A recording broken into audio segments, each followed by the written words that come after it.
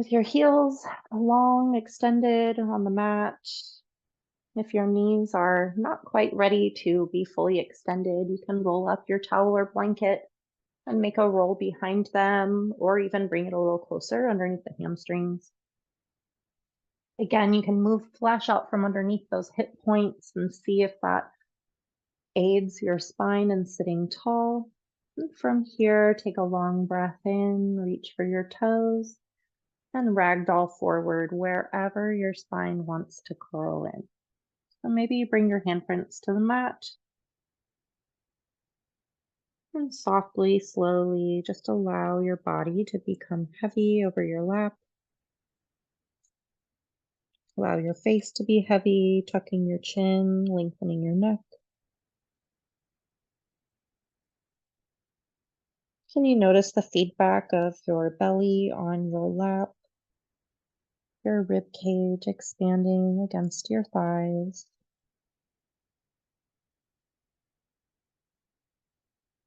Notice the expansion of your back body as it rises on the inhale and settles on the exhale. Once again, your range of motion is yours. It might look very different from mine. So wherever you have folded to, however subtle it might be, offer yourself support as you return to upright. Preparing for pigeon pose, I invite you to extend one leg long on your mat and bend the other knee, bringing your foot to the floor. From here, first we'll just give this knee a hug, maybe letting the foot hover, maybe bringing it into the crook of one arm, using that connection to sit a little taller. You might notice some length on the low back, the flank behind your folded leg. And offer this foot support as you guide it to the outside of your extended leg. Wherever it wants to ground is fine. From here, we'll let that lifted knee fall outward, maybe bringing the ankle to the top of the thigh. And you can come down onto your elbows behind you as you bring your extended foot to the floor. And allow this pose to work a little magic. If you're hungry for more, you can scoot forward, sending your hips towards your grounded heel. Maybe coming to lie on your back as you lift your grounded foot and take supine half-pigeon pose.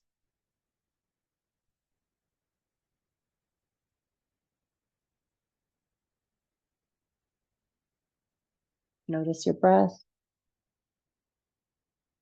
Notice your thoughts. Maybe choose to make circles with your lifted foot, or make space between upper and lower teeth. And be gentle with yourself as you're ready to change sides. Unwinding your legs, maybe hugging both knees, choosing to stay on your back if you've already settled there. And once again, we'll hug the opposite knee, just bringing it in close, whether you're seated or lying down. And then we'll guide the foot to the outside of the other thigh and connect the ankle with the top of the knee there as the folded knee rotates outward. Flex your lifted toes towards your shin and then bring your whole lap arrangement towards your heart. If you're seated, you can scoot your hips towards your heel. If you're on your back, you can bring your whole lap towards your shoulders.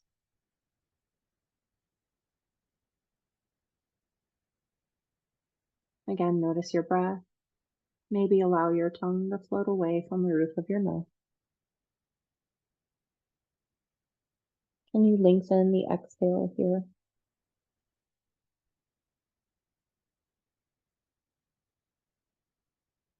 Seeing how long it takes for all the air to fall out of your lungs.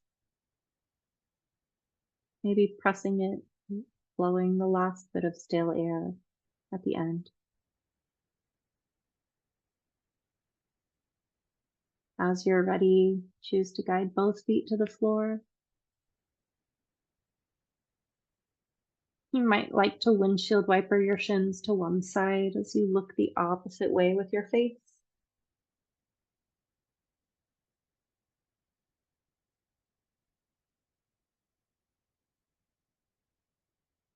You choose to wind the other direction as you're ready. Windshield wiper your shins the other way. Again, sending your face in the opposite direction.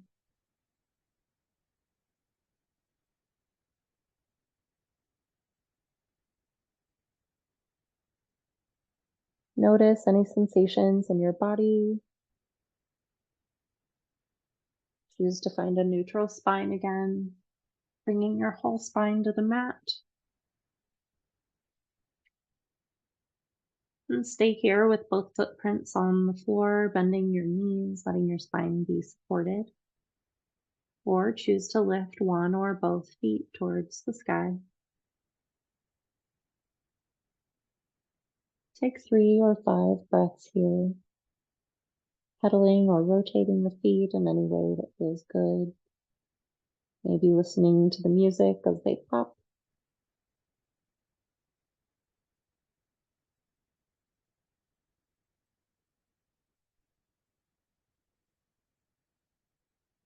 Notice your breath. Maybe still lengthening your exhale. Maybe choosing to let go of that effort for your ocean breath or ujjayi breath, that steaming in the back of your throat. You might swallow or clear your throat to create softness there and allow the breath to come and go with a little more ease.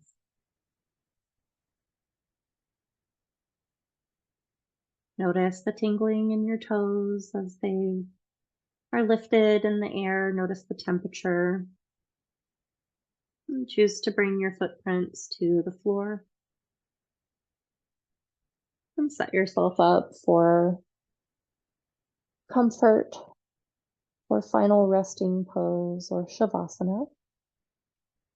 If you have a blanket or towel, it might be nice to place it over your hips and chest, creating a little bit of weight or warmth.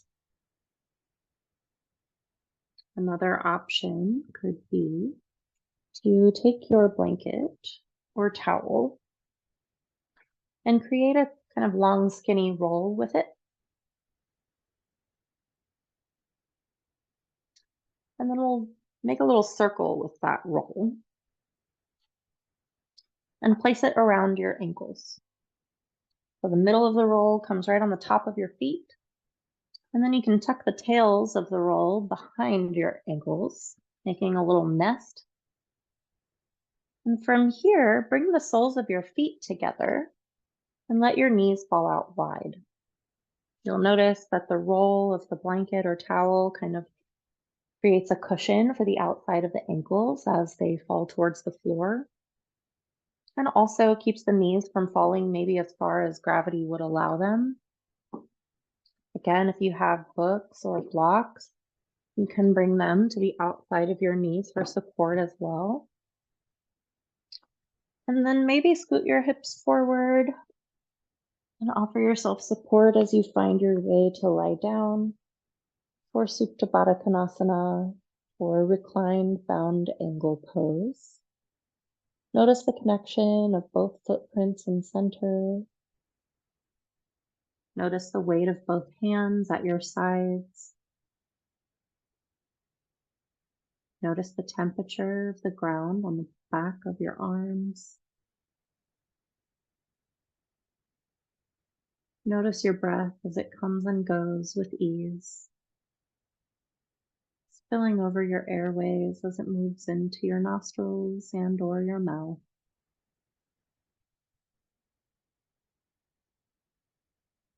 And notice its temperature as it leaves your body, taking away the waste that you're done with.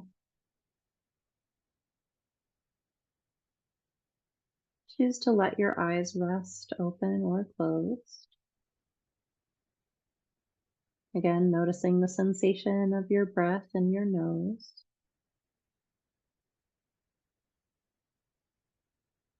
Noticing still your tongue might float away from the roof of your mouth.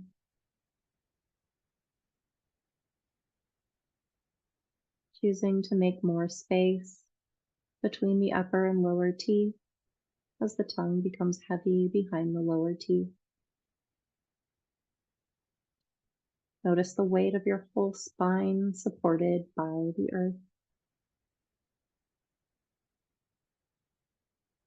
Choose to connect your footprints firmly, maybe scooting them away from you an inch or two. Noticing the length of your spine, the activation of your legs, and find softness, any ease as you take 5 long, nourishing breaths.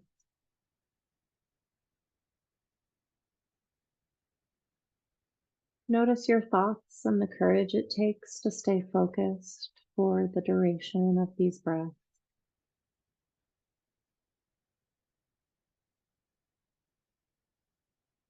Notice the rise and fall of your belly with each inhale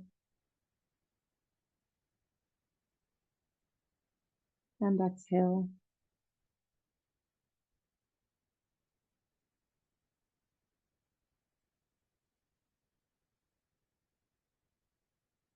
Consider the parts of your practice that you enjoyed and maybe parts you found challenging or boring. Consider which parts you might like to practice again and why. Noticing without judgment, maybe a sense of curiosity or a goal you might set for yourself, or a sense of playfulness. Anything you might like to return to for fun or for ease. Remember that this is your practice to incorporate authenticity courageously. And as you finish your last breath here, I invite you to notice silence.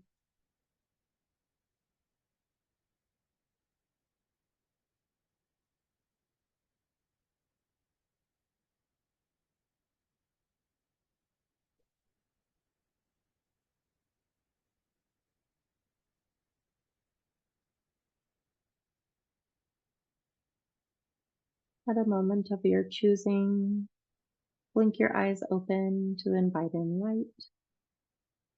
Look slowly around your space as you rub your fingertips and toes together. Notice sensation.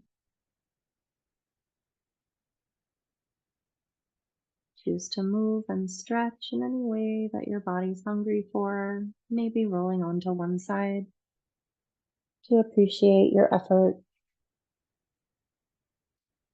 Breaths taken, movements made,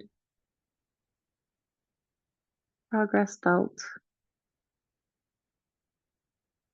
stillness practiced. As you're ready to press into the earth, find your handprints there and lift your shoulders and heart to upright.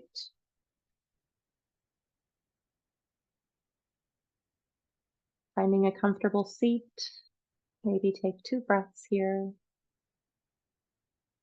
Choose to take up space, reaching out and up, finding fingertips overhead. Maybe lowering handprints to the heart, finding center, and choosing to close in a way that's meaningful to you. Connection, or quiet, or returning to Garuda Mudra, drumming your fingertips on your heart. Or maybe finding soft fists, tucking thumbs behind index fingers, or Kapita Mudra, creating a final moment of rest.